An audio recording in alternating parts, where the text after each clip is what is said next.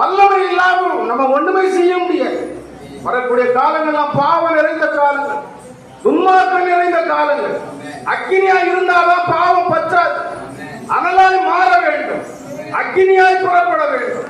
எலியா நடமாடு ரதமாய் இருந்தான், எலியா அக்கினி ரதமாய் இருந்தான்.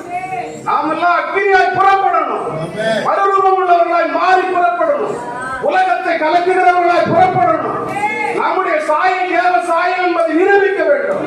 நாம் எல்லாம் அனலாய் மாறிடும். பிரியமானவர்களே, வெதுவெதுப்பா இருக்கிறது இது காலம் இல்லை. வேதத்தை வாசிப்பதற்கு கூட காலம் இல்லாத நேரங்கள் வருகிறது. வேதத்தை வைத்துக் கொள்ள நான் சுதந்திரமான காலம், வேதத்தை வாசிப்பதற்கு சரியான காலம். இன்னைக்கு அநேக வீடுகளில் வேதங்கள் மூடப்பட்டிருக்கிறது, வசனங்கள் வாசிக்கப்படாமல் இருக்கிறது. வேதத்துல வசனத்தை வாசிக்கணும்.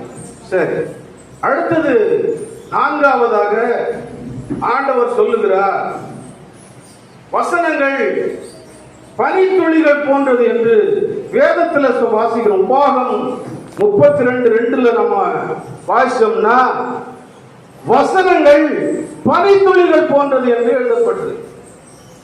பனித்துளிகள் மேலிருந்து மென்மையாய் இறங்கி தாவரங்கள் மீது அமர்ந்து தாவரங்களை பசுமையாக்குகிறது, அவைகளை செழிக்க செய்கிறது, தாவரங்களை வளப்படுத்துகிறது.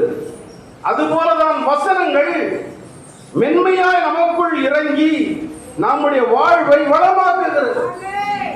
ஏற்றுக்கொள்ள மனதுடையவர்களுக்குள்ள அது மென்மையாய் இறங்குகிறது. நம்முடைய உள்ளத்தில் ஏற்றுக்கொள்ள இடம் இருந்தால் அது நம் வாழ்வை வளமாக்கும். ஏற்றுக்கொள்ளாத மனிதர்கள் என்ற நிலை அந்த நாட்களில் வாழ்ந்தார்கள். இது கடினமான சத்தியம் என்று விலகி போனார்கள். இது கடினமான வசனங்கள் வசனிப்பு என்று விலகி போனார்கள். அநேகர் பின்மாற்றம் அடைந்து போனார்கள். பின்பற்றிய அநேகர் பின்மாற்றம் அடைந்தார்கள். இயேசு சீடர்களையும் கேட்கிறார், நீங்களும் போக மனதுடையவர்களாய் இருக்கிறீர்களா? அவர்கள் சொன்னார்கள், யாரிடத்துல போவோம்? உம்மிடத்துல நித்திய ஜீவன் உண்டு. அவர்கள் விசுவாசம்